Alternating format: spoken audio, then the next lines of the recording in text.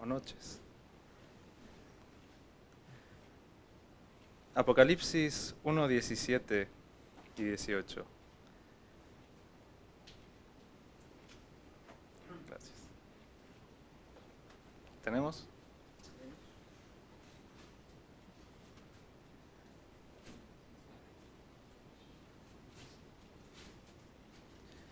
Apocalipsis 1, 17 y 18 dice así: Cuando le vi, caí como muerto a sus pies, y él puso su diestra sobre mí, diciéndome: No temas, yo soy el primero y el último, y el que vivo, y estuve muerto.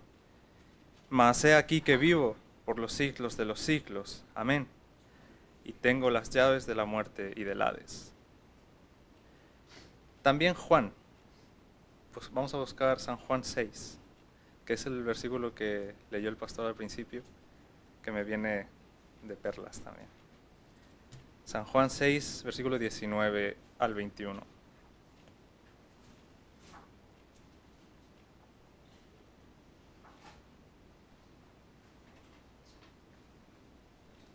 Dice así: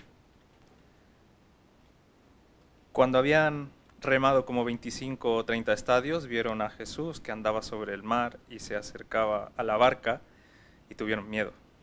Mas él les dijo: Yo soy, no temáis. Ellos entonces, con gusto, le recibieron en la barca, la cual llegó enseguida a la tierra donde iban. Vamos a orar. Todopoderoso Señor, a ti te adoramos y de ti queremos saber más. Dame las palabras adecuadas. Habla tú a los corazones de las personas que ahora están escuchándome, Señor. Permíteme anunciar tu grandeza. En el nombre del Señor Jesús. Amén. Bueno, muy buenas noches otra vez.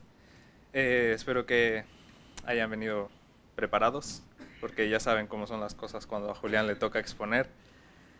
Esta vez no tengo diapositivas, pero sí les recuerdo Biblia, papel y lápiz y una actitud enseñable, porque porque hay que poner atención. Vamos a aprender algo quizás nuevo para todos. Vamos a leer ahora otro versículo que está en Éxodo capítulo 34, versículos del 5 al 8. Y todos estos versículos que estamos leyendo tienen mucha relación con lo que vamos a ver más adelante. Éxodo 34, del 5 al 8. Y dice así: Y Jehová descendió en la nube y estuvo allí con él, con Moisés, proclamando el nombre de Jehová. Y pasando Jehová por delante de él, proclamó: Jehová, Jehová, fuerte, misericordioso y piadoso, tardo para la ira y grande en misericordia y verdad, que guarda misericordia a millares, que perdona la iniquidad, la rebelión y el pecado, y que de ningún modo tendrá por inocente al malvado, que visita la iniquidad de los padres sobre los hijos y sobre los hijos de los hijos, hasta la tercera y cuarta generación. Entonces Moisés, apresurándose, bajó la cabeza hacia el suelo y adoró. En mensajes anteriores, por allá por julio, en el lejano julio, tuvimos la oportunidad de conocer acerca de este tema tan importante, la Trinidad, en la serie a la que yo le puse por nombre La Bendita Trinidad, en la cual respondimos 5 preguntas. En la primera parte respondimos las 2 preguntas que son: ¿qué significa la palabra Trinidad? Y respondimos también si somos triteístas o monoteístas. En la segunda parte respondimos por qué la Trinidad es tan importante y qué dicen los que no opinan lo mismo. Y por último, en la tercera parte, respondimos a la pregunta: ¿qué es lo que debemos defender? De estos 3 mensajes quiero rescatar 3 afirmaciones que resultan de las respuestas a estas preguntas. Son las siguientes: Cristo tiene 2 naturalezas. Dios es uno en esencia y Dios es tres en personas. Y la palabra Trinidad no supone una contradicción. Estas afirmaciones son verdades a la luz de la palabra. Ahora, ¿por qué traigo a la luz nuevamente estos conceptos de antaño? Bueno, precisamente porque vamos a seguir estudiando la Biblia. Esta vez nuestro enfoque va a estar en los atributos de Dios. Entonces, bienvenidos a una nueva serie a la cual he puesto por nombre Conociendo a Dios, donde vamos a estudiar sus atributos. Y permítanme adelantarles la estructura para el estudio de hoy. En la primera parte voy a hacer una introducción a los conceptos clave que vamos a necesitar. Y en la segunda parte vamos a estudiar, adentrarnos un poco en el primer atributo, en el que es considerado el primer atributo por muchos, que es la aceidad. Entonces, comencemos con la primera parte. Los atributos de Dios. Hemos leído al principio una declaración de Moisés en la que él reconoce muchos de los atributos de Dios, proclamando su benignidad, su justicia y luego su alteza. Vamos a ir de nuevo a Éxodo 34, versículos del 5 al 8, y vamos a identificar esto. Dice, y Jehová descendió en la nube y estuvo allí con él, proclamando el nombre de Jehová. Y pasando Jehová por delante de él, proclamó. Entonces Moisés dice, Jehová, Jehová, fuerte, misericordioso y piadoso, tardo para la ira y grande en misericordia y verdad, que guarda misericordia a millares, que perdona la iniquidad, la rebelión y el pecado. Hasta ahí yo identifico la benignidad de Dios. Luego dice, y que de ningún modo tendrá por inocente al malvado, que visita la iniquidad de los padres sobre los hijos y sobre los hijos de los hijos, hasta la tercera y cuarta generación. Hasta ahí yo identifico la justicia de Dios. Pueden haber más, pero pues he elegido poner como ejemplo la justicia. Y por último, en el versículo 8 dice, entonces Moisés, apresurándose, bajó la cabeza hacia el suelo y adoró.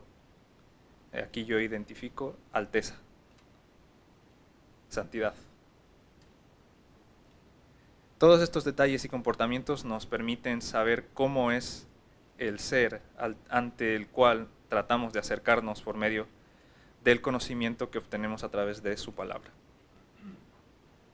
Hace un momento había mencionado aquello que habíamos aprendido en los estudios sobre la Trinidad, porque es de vital importancia entender la siguiente afirmación. Dios, la esencia, no cambia. Esto es otro atributo que se llama inmutabilidad, pero no nos vamos a adentrar en este. Las tres personas de la Trinidad comparten los mismos atributos porque tienen la esencia en común. El Hijo es Dios, el Padre es Dios y el Espíritu Santo es Dios.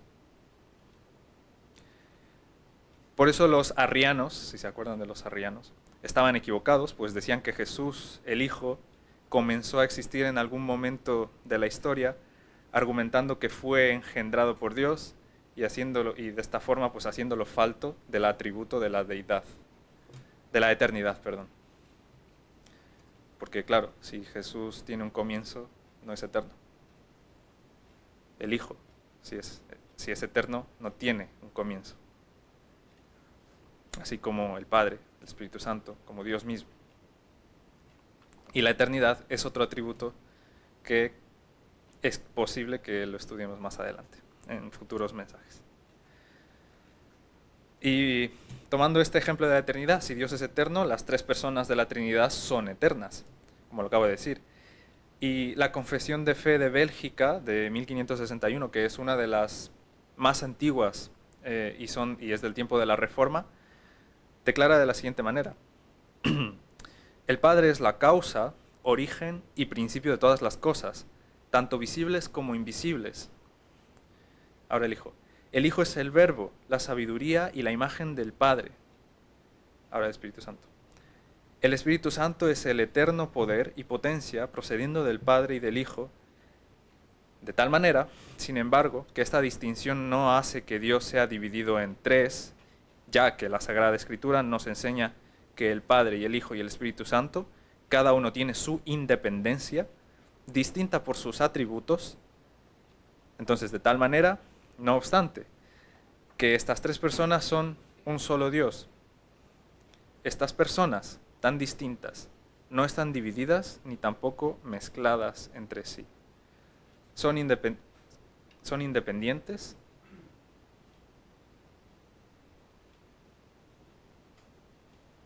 pero bien diferenciables. Esa era la palabra. Por tanto, las tres personas de la Trinidad son distintas eternamente. No son simples formas que Dios ha adoptado en diferentes etapas de la historia, como decían los modalistas, sino que han existido juntas como un solo Dios desde siempre. Esto no tenemos por qué entenderlo al 100%. Ya había dicho en el mensaje anterior que entender el infinito nos consumirá. No es posible entender un infinito en nuestra mente finita. Ahora, vamos a leer otro versículo. Este es del Nuevo Testamento, vamos a leer en Colosenses lo que dice Pablo. Colosenses capítulo 2, versículos 8 y 9.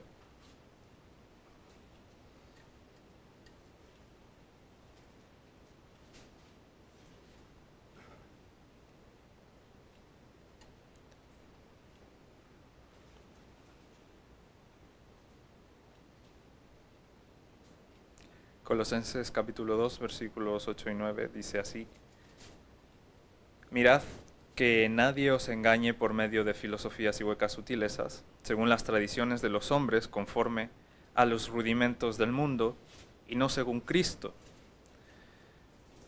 Y atención a lo que dice ahora mismo: porque en Él habita corporalmente toda la plenitud de la deidad. Nos lo afirma Pablo nuevamente. Y con esta afirmación podemos verificar que lo que estamos diciendo, lo que estamos pensando, va bien encaminado. Ahora, ¿cuál es la necesidad de estudiar los atributos de Dios? Bueno, pues quizás las preguntas más importantes que el ser humano puede llegar a hacerse son las siguientes. ¿Existe un Dios? Y la otra pregunta es, ¿cómo es este Dios? Podemos directamente contestar a la primera pregunta. Sí, existe un Dios. Pero también podemos contestar a la segunda pregunta cuando leemos nuestras Biblias y analizamos todas las pistas, entre comillas, que nos da acerca de este Dios que buscamos. Entre estas pistas tenemos palabras clave que los teólogos y muchos cristianos han llamado pues atributos. Los atributos de Dios. Muy importante es tener en cuenta que los atributos que estamos buscando son cualidades esenciales a la naturaleza de Dios, que le pertenecen a Él, en principio solamente. Pero como ya veremos, hay atributos que se comunican al ser humano, que podríamos nosotros también identificar en nosotros. Con estas palabras y preguntas en nuestra mente, es con lo que debemos leer y escudriñar las Escrituras si queremos profundizar en las respuestas a estas preguntas. ¿Existe un Dios y cómo es este Dios? Y es un deber de cada uno de nosotros preguntarnos e informarnos a través de la fuente oficial, es la Biblia, la palabra de Dios. Antes de pasar con la clasificación de los atributos que lo he mencionado hace un momento, leamos dos definiciones que nos da la RAE sobre la palabra atributo. Lo tenemos en la pantalla. Según la RAE, atributo del latín, attributum, la primera acepción que nos da es cada una de las cualidades o propiedades de un ser. Y como sinónimos nos ayuda con estas palabras: cualidad, característica, propiedad, particularidad, peculiaridad, singularidad, entre otros. Y hay otra acepción que también nos interesa, que es la sexta acepción, que dentro del ámbito de la religión es cada una de las perfecciones propias de la esencia de Dios, como su omnipotencia, su sabiduría, su amor etc. Según la RAE. La mayoría de los teólogos sistemáticos escogen clasificar los atributos de Dios dividiéndolos en dos clases principales. Como ya he dicho, los atributos incomunicables, que son aquellos atributos que solo Dios posee, como por ejemplo la omnipotencia o la omnisciencia. Solo Dios posee. Si hay aquí alguno que sea omnisciente, no lo hay. Y también tenemos los atributos comunicables, que son aquellos atributos que compartimos con Dios por el hecho de haber sido creados a imagen y semejanza de Él, aunque de manera caída y finita, porque somos finitos y tenemos una naturaleza caída. Como por ejemplo el amor o la justicia.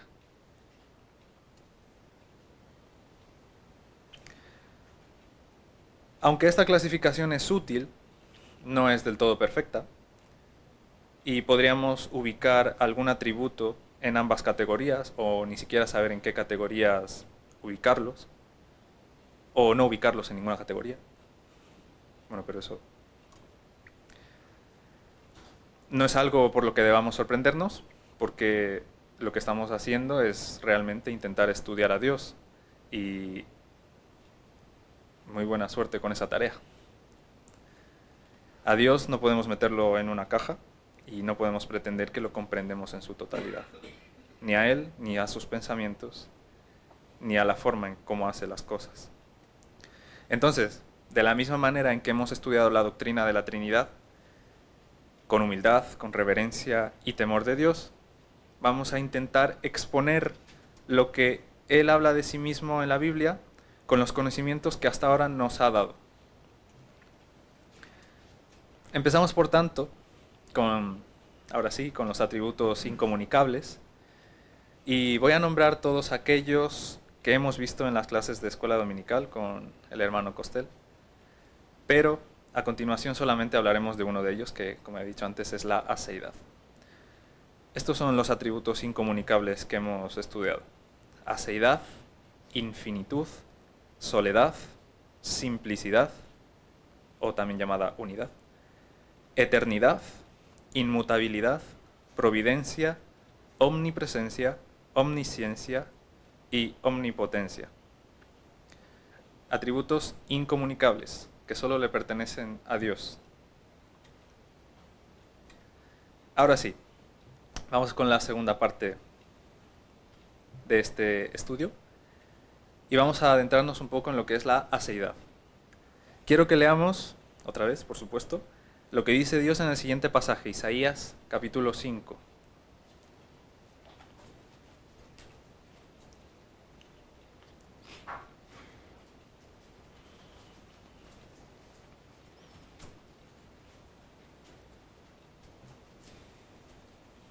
Isaías capítulo 5, del 1 al 7.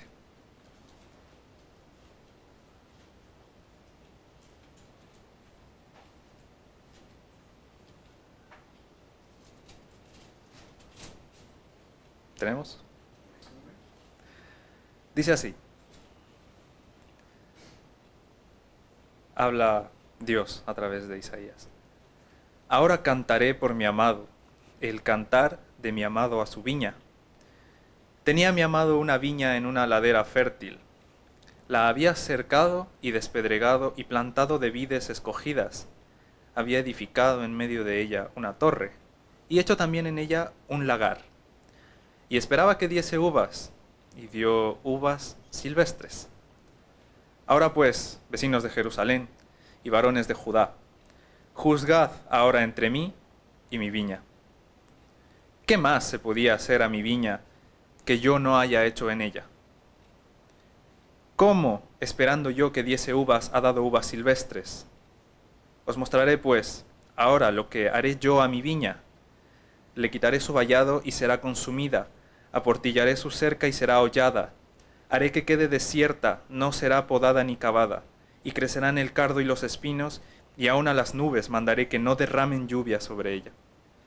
Ciertamente la viña de Jehová de los ejércitos es la casa de Israel, y los hombres de Judá, planta deliciosa suya.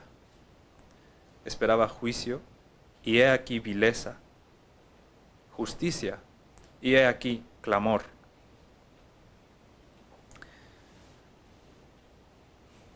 Dios le dio a Israel incontables oportunidades, lo tenían todo, les dio la ley, los profetas, una organización fuerte, provisiones, una tierra, misericordias nuevas todos los días. ¿Qué recibió a cambio? Él esperaba uvas buenas y obtuvo uvas silvestres. ¿Se merecía eso el Dios de dioses, el Señor de señores, el omnipotente, el gran yo soy?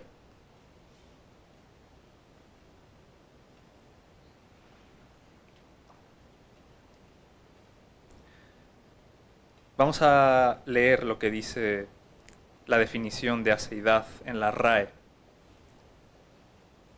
Lo tenemos en la pantalla también. Aceidad, del latín a se, que significa por sí mismo. Atributo de Dios por el cual existe por sí mismo o por necesidad de su propia naturaleza. Y esto es todo lo que dice la Real Academia de la Lengua Española. Es una propiedad que, como bien afirma la RAE, y en gran parte la humanidad occidental a lo largo de la historia durante cientos de años, solo le pertenece a Dios. Por supuesto, a aquellos a los que llamamos necios se empeñarán en atribuir tal propiedad a cualquier Dios, en minúscula, a su conveniencia, para expresar sus ideas filosóficas o pseudocientíficas, que nada tienen que ver con el Dios del que habla la Biblia. Pero no hay caso en discutir, Dios se encargará de juzgarlos. Y nuestra tarea es predicar. Pero, ¿qué es eso de que Dios es autoexistente? Dentro de la comunidad científica ha habido una pregunta fundamental a la que se ha tratado de responder a lo largo de la historia, desde las civilizaciones anteriores incluso a Jesús, hasta nuestra era, hasta ahora, básicamente. Esa pregunta es, ¿cómo se originó el universo? La respuesta para los cristianos es simple. Dios es el creador de todo, y todo es el universo, la materia, el espacio, el tiempo, todo. Por supuesto, esta respuesta no satisface al científico, sea creyente o no, por dos razones. No se conoce con exactitud el poder de Dios, y por lo tanto no se conoce qué métodos habrá usado para crear. Y muchos no quieren saber nada de Dios y se han declarado enemigos de Él con sus afirmaciones. Vamos a escuchar uno de los argumentos más famosos. ¿Cómo se creó el universo? El universo se creó a sí mismo. ¿Cómo? No tiene sentido desde un principio, os aviso, no tiene sentido. Sabemos que los padres y los profetas tenían bien claro que el hecho de que todo lo que podemos percibir con nuestros sentidos ha sido creado y puesto en orden por Dios. Lo tenían claro. Y así lo expresan en los libros que escribieron, que tenemos en la Biblia. Ahora sí, preparen sus Biblias y humillen sus corazones porque vamos a leer bastante. Y todo tiene que ver con lo que estamos hablando. Vamos al libro de Isaías, capítulo 42. Y he escogido una serie de versículos que hablan de Dios, donde Dios mismo se describe. Primero, el capítulo 42, versículo 1.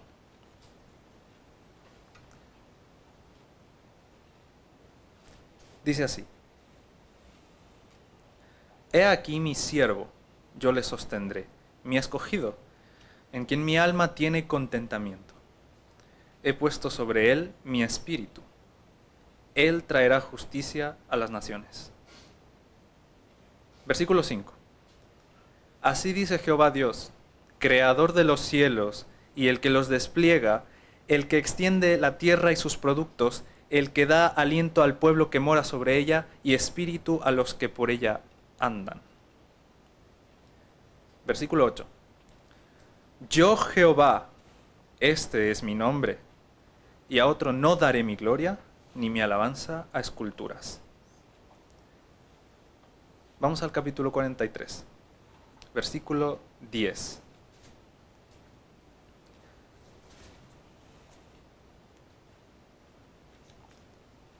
Dice así: Vosotros sois mis testigos, dice Jehová, y mi siervo que yo escogí para que me conozcáis y creáis, y entendáis que yo mismo soy.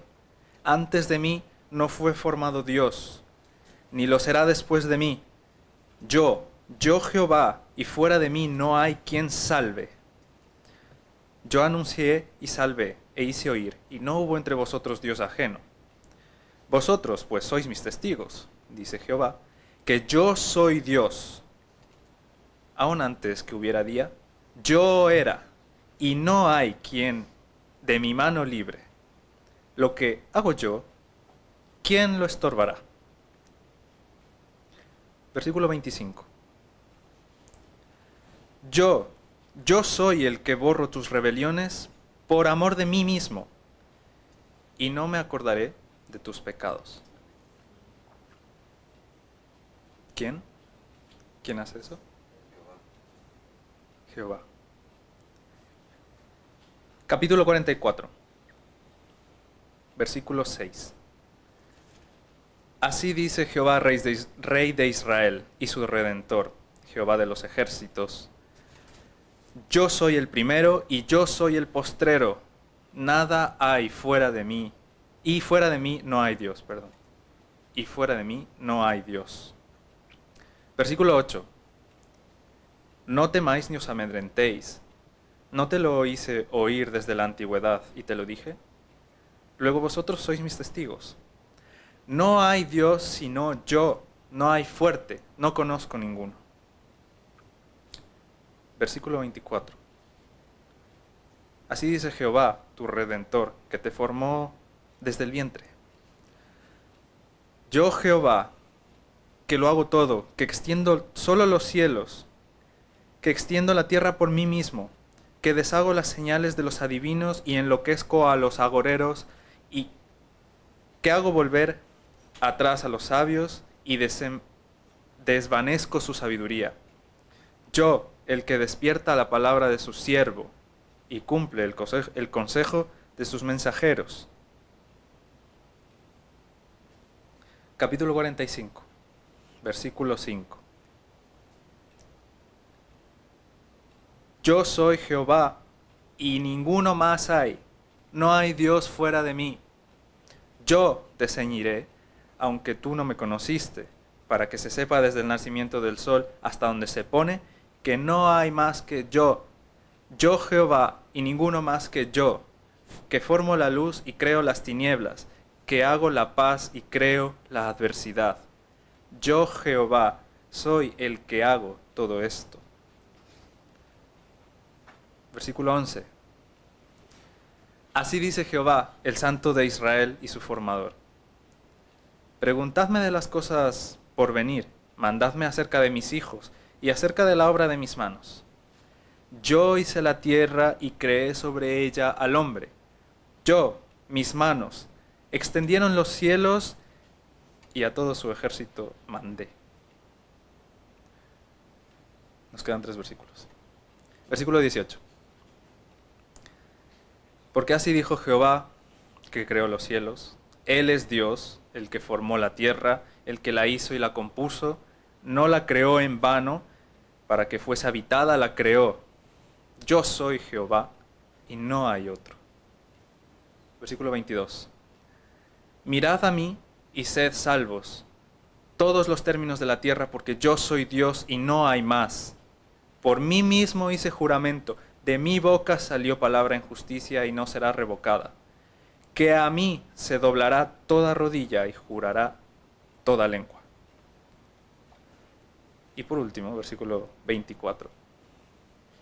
Y se dirá de mí: Ciertamente en Jehová está la justicia y la fuerza.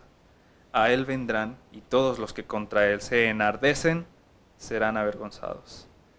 En Jehová será justificada y se glorificará toda la descendencia de Israel. Amén. Y si ustedes leen los capítulos enteros desde el 42, van a notar que Dios realmente quería decir todo lo que dijo. Y con muy buena razón. Si leen todo lo anterior, que es en Isaías, porque en Isaías se reveló mucho. O sea, reveló muchas cosas, quiero decir. Job 42 dice, ¿es sabiduría contender con el Omnipotente? El que disputa con Dios responda a esto. Y posteriormente Dios empieza a argumentar cosas, dejando a Job prácticamente sin palabras. Y así es como a mí me deja personalmente cuando he leído estos capítulos y cuando nos hacemos la pregunta, ¿cómo se originó el universo? Bueno, ¿tan importante es? No, no es tan importante. Hermanos, Dios no depende de nada ni de nadie. Eso significa que Él es autoexistente. No necesita de nada ni de nadie. Él es la causa incausada, aquella razón por la cual todo lo que vemos existe. Lo hemos leído muchas veces, ahora mismo, en Isaías. Vamos a hacer un poquito de razonamiento lógico, ahora, pues, por si acaso les ocurre que tienen que contender con algún necio, si llegara a darse el caso. Estaba escuchando una reflexión de Sproul, R.C. Sproul, donde también hace esta pregunta. ¿Se creó el universo a sí mismo? Y razona de la siguiente manera. Vamos a ver. Esto es el mundo en contra de la postura creacionista. Si el universo se creó a sí mismo, ninguna religión tiene razón. O sea, todas quedan inválidas. Y por lo tanto, gana el mundo. El universo se creó a sí mismo. Pero, ¿qué pasa? Antes de la época de la historia a la que llamamos la Ilustración, los filósofos tenían que mostrar cierta reverencia ante la filosofía cristiana porque no podían dar explicación de este universo que no fuera la de un ser trascendente. Con la llegada de la Ilustración y otros movimientos, los estudiosos dijeron que podían explicar el universo y la vida sin apelar a ninguna deidad trascendente. Entonces muchos se proclamaron públicamente enemigos de Dios. Generación espontánea fue una de las brillantes hipótesis, por supuesto no científica, a la que se aferraron estas personas, o muchas personas de esa época. Básicamente observaron cómo en los estanques o en alimentos en estado de descomposición, de la nada, aparecían pequeños animales o hongos o bacterias que normalmente pues eran pequeños, insectos o hongos, como lo acabo de decir. Aunque los hongos no son animales, pero son seres vivos. Estos son organismos que se creaban porque sí, de la nada. A eso se refiere la generación espontánea. Por supuesto, ahora sabemos que las cosas no son así, pero ciertamente esa creencia se volvió muy popular, afirmada incluso por Isaac Newton y René Descartes. Y duró muchos años hasta que llegó este señor Pasteur, que finalmente refutó definitivamente la hipótesis a mediados del siglo XIX. Muchos años creyeron en la generación espontánea, que aparecían los seres vivos de la nada. R.C. Sproul propone 3 explicaciones a la pregunta que el matemático Leibniz se hizo en el siglo XVIII. ¿Por qué existe algo en lugar de nada? Bueno, lo que existe puede tener 3 explicaciones. Primero, es eterno. Otra explicación, es autocreado. O es creado por algo que es eterno. Él dice que dos de las tres opciones involucran algo eterno. Entonces solo bastaría con eliminar la otra para demostrar que hay algo que ha existido siempre o nada podría ser. A menos que aceptemos algo como la autocreación o la generación espontánea. Pero eso no tiene sentido. Ahora vamos a ver por qué. Sproul lo resume en esta frase.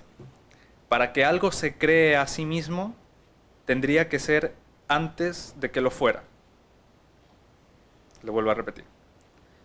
Para que algo se cree a sí mismo, tendría que ser antes de que lo fuera. O sea, ese algo tendría que ser y no estar al mismo tiempo, en la misma relación. Es un absurdo. No es lógico. Viola el principio científico y lógico de no contradicción. Eso sí es una contradicción. ¿Cómo puede algo ser y no ser al mismo tiempo? No. ¿Cómo puede algo ser la causa de sí mismo si no existe? No. Además, esta idea, aceptada por todo el mundo desde su proposición por Aristóteles, la de no contradicción, digo, y hay otra idea propuesta por Parménides, que es otro filósofo griego, que dice así en español: de la nada absoluta nada puede surgir. Esto también es un principio científico. Y los científicos lo tienen muy claro. De la nada absoluta nada puede surgir, pero aún así muchos científicos, necios, dicen que el universo se creó a sí mismo. O buscan la manera de establecer al universo como algo que existió desde siempre. Pero las evidencias científicas no dan lugar a eso. Por lo tanto son necios. No, no son lógicos. No importa la época, los necios buscan desterrar a Dios como juez del universo. Destituir sería la palabra más adecuada. Y contra el argumento del diseño inteligente, lo que se ha estado buscando a lo largo del siglo pasado, gracias al avance de las ciencias físicas, es una explicación ininteligible, como lo acabo de decir. Buscan un universo que ha sido eterno o que ha sido causado por sí mismo. Eso es ininteligible. Ya da igual si tiene sentido o no, solamente se quiere algo que opaque la visión del diseño inteligente, que es lo que los teístas, las personas que creen en Dios, proponen a los científicos como la causa del universo. El diseño inteligente y el ajuste fino, si tienen la oportunidad de consultar esos temas, es ciencia. A mí me gusta, por eso lo menciono.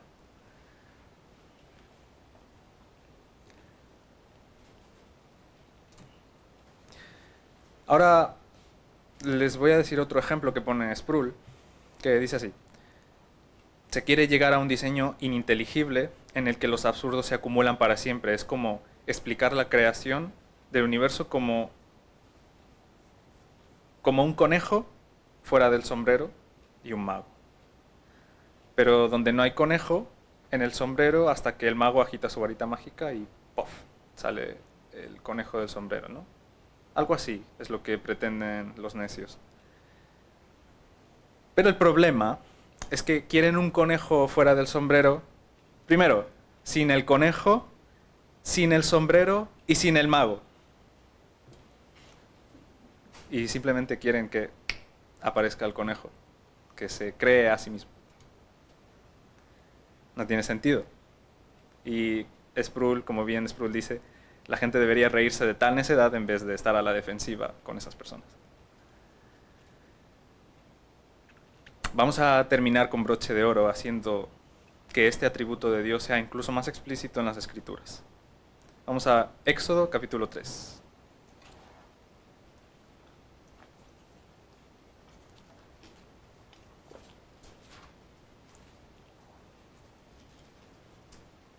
Versículo 13.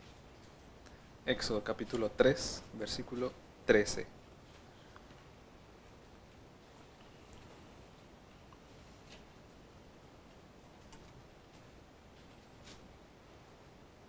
Y vamos a leer desde el versículo 13 hasta el 15.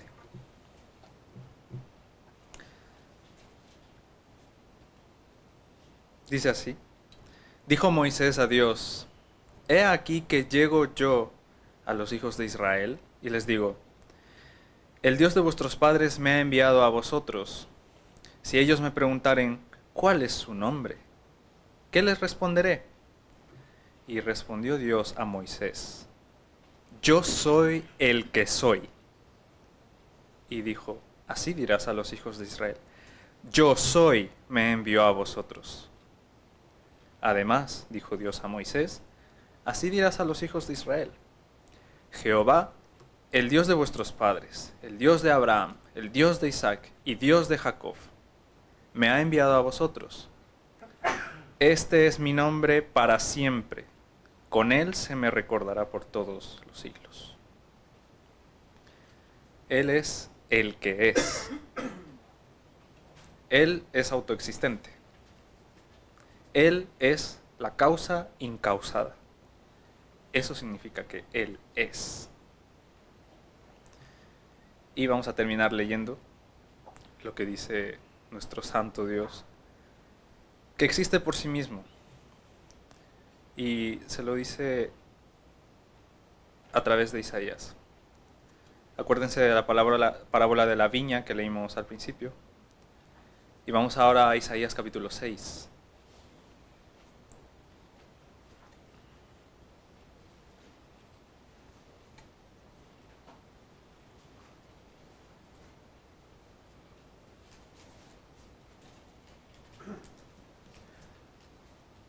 Si después de todo lo que hemos leído somos conscientes de lo que significa que Dios sea, de que uno de sus atributos, quizá el más sorprendente, no es la palabra, el que más nos debe poner en reverencia, es la aceidad. ¿Qué hizo con Isaías? Versículos del 1 al 10 vamos a leerlo. En el año que murió el rey Usías, vi yo al Señor sentado sobre un trono alto y sublime, y sus faldas llenaban el templo. Por encima de él había serafines, cada uno tenía 6 alas, con 2 cubrían sus rostros, y con 2 cubrían sus pies, y con 2 volaban. Hago una pausa aquí. Escuchaba a John MacArthur decir que los serafines se cubrían los ojos por causa de la gloria de Dios, se cubrían los ojos. Versículo 3.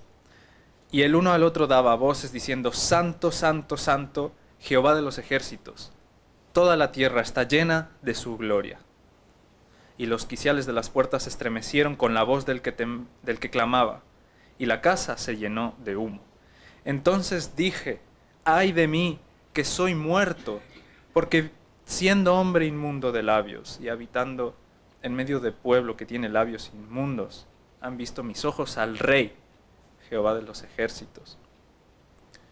Y voló hacia mí uno de los serafines, teniendo en su mano un carbón encendido, tomado del altar con unas tenazas, y tocando con él sobre mi boca, dijo: He aquí que esto tocó tus labios, y es quitada tu culpa, y limpio tu pecado.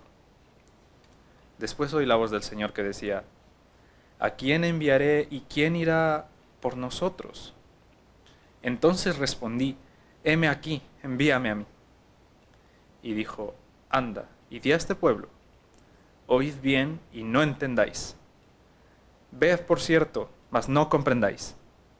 Engruesa el corazón de este pueblo, y agrava sus oídos y ciega sus ojos, para que no vea con sus ojos, ni oiga con sus oídos, ni su corazón entienda, ni se convierta, y haya para él sanidad. Vamos a orar. Dios Todopoderoso, tú que eres independiente del tiempo y del espacio y de tu creación, ahora reflexionamos que eres autoexistente y que nada hay fuera de ti. Tu grandeza y tu perfección no son comprensibles para nosotros, que somos pecadores y comparados contigo no somos nada. pero aún así te has fijado en nosotros.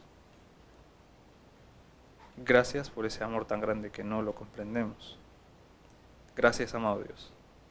En nombre de Cristo Jesús. Amén.